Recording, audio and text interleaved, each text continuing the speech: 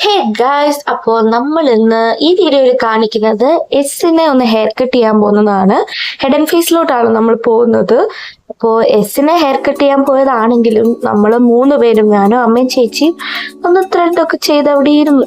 എസ്സിന്റെ hair കട്ടിന് അത്രയും സമയമെടുത്തില്ലെങ്കിലും നമ്മൾ 3 പേർക്ക് വേണം ഏറ്റവും കൂടുതൽ സമയമെടുത്തത്. അപ്പോൾ അവൾ കരഞ്ഞ് മെഴുകുമെന്നാണ് ഞാൻ വിചാരിച്ചത്. പക്ഷേ അവൾ നല്ല അനുസരണയുള്ള കുട്ടിയായിട്ട് നല്ല ഒബീഡിയൻ്റ് ആയിട്ട് ഇരിക്കുന്ന കണ്ടില്ലേ. അപ്പോൾ അവൾ ആക്ച്വലി അതൊക്കെ എൻജോയ് ചെയ്യുമായിരുന്നു. അപ്പോൾ ഹെയർ കട്ടൊക്കെ പറഞ്ഞു കൊടുത്തത് ഞാനായിരുന്നേ. എസ്സിനൊരു ഗേൾ ബേബി ആണെങ്കിലും നമ്മളെപ്പോൾ അവൾക്ക് ഹെയർ കട്ട് ചെയ്താലും ഒരു ബോയ്സ് കട്ട് അങ്ങനെയൊക്കെ നമ്മൾ ചെയ്യാറുള്ളൂ.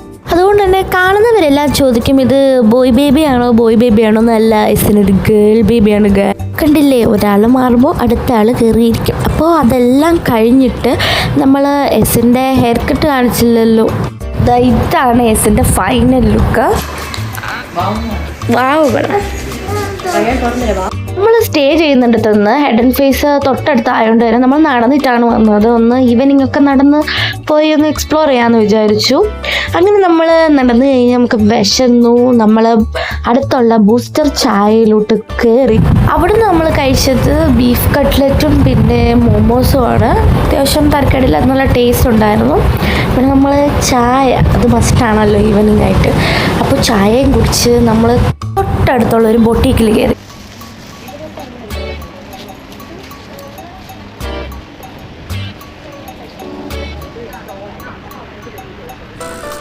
വെറുതെ ഒന്ന് കളക്ഷൻസ് ഒക്കെ നോക്കാൻ കയറിയതാണെങ്കിലും ഒരു കവറുമായിട്ടാണ് ഞാൻ തിരിച്ചിറങ്ങിയത് ഗൈസ്. അപ്പോൾ ഞാൻ വീണ്ടും ബൂസ്റ്ററിലോട്ട് പോയി ഒരു പൈനാപ്പിൾ ജ്യൂസ് പാഴ്സൽ ഇങ്ങ് വാങ്ങി. കാരണം നടക്കുമ്പോൾ ഓഫ്കോഴ്സ് എനിക്ക് ദാഹിക്കുമല്ലോ. അത് കഴിഞ്ഞ് നമ്മൾ സ്റ്റേ ചെയ്യുന്നിടത്തോട്ടാണ് പോകുന്നത്. അപ്പോൾ അടിപൊളി ഈവനിങ് ആയിരുന്നു. ഇനി അടുത്ത വീഡിയോയിൽ കാണാം. അത്രയേ ഉള്ളൂ. Tata bye.